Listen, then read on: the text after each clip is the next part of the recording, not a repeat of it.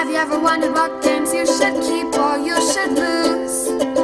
Find out here at Purge Reviews. Sunny Day is a little tile laying game based on the theme of being at the beach.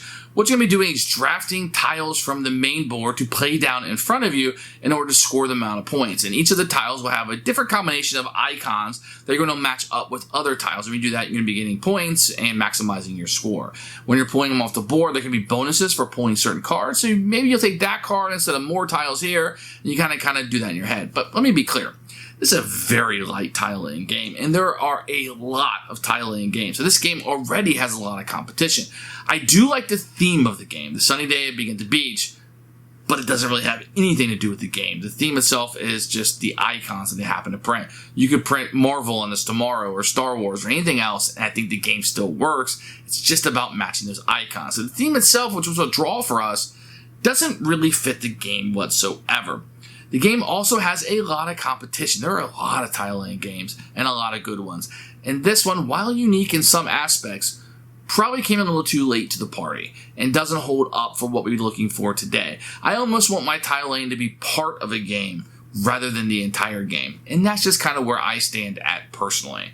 I think everything else, the scoring is pretty intuitive and I think it works and has a good flow to it. But Sunny Day is not a game that we're going to find ourselves coming back to. Now, as a children's game, which is where I'm going to now talk about this game. As for gamers, no, it would definitely be a Purge. As a children's game, I think the game elevates itself just a little bit. My kids likely don't want to look at the city of Carcassonne and the bland colors being utilized. I think something like this, with ice cream bars and seashells, etc., is going to play to them and has played to them a lot more.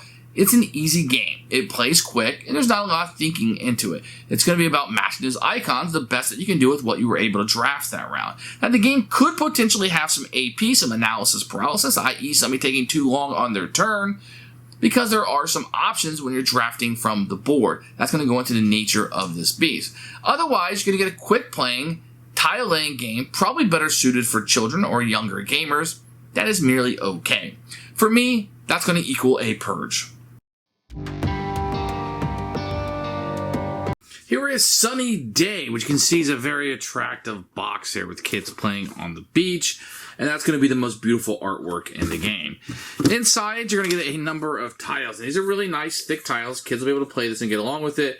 But really, it's just these icons that you'll be putting together. So this beautiful artwork of these children you will not find in here whatsoever. You're going to get a number of these little circle tokens that you'll be using. And they have different victory points on them and stuff. And these are fairly nice. Everything is really thick and nice, but it's not exactly going to meet up what you're going to have. If there's any kind of insert in here, the components are pretty good for what they are. But it's kind of a letdown of looking at the front of that box. Here is the rule book. You can see a picture of the components and kind of how they work with the goal of the game. Tells you how many players, etc. You're going to set it up. You're going to have a little bit of setup over here with a picture with numbers corresponding, which is great. And then how to play over here and through. And the game end. And then on the back, you'll have a scoring and simplified scoring if you're playing with younger gamers, which is nice. Probably take you about 10 minutes. You can see pictures, some artwork included. Everything is kind of kept light and breezy. I think they do a good job at that. Okay, so what you're going to have here is a 6x5 grid of tiles. You're going to take all the remainder here and make a stack after shuffling them, and all your bonus tiles will be face down. Each player will take 2 tiles into their hand, and you're ready to start playing the game.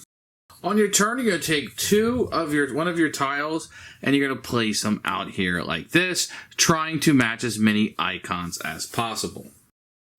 If any adjacent tiles have completed pictures like this one, then you would be able to grab it up. Now, if you're able to complete a sun, so let's say this spot is in here, and I'm able to complete a sun like this, or an ice cream cone, then I can take a bonus token, and these are added to my final score. So this one has 0, this one has 1, etc.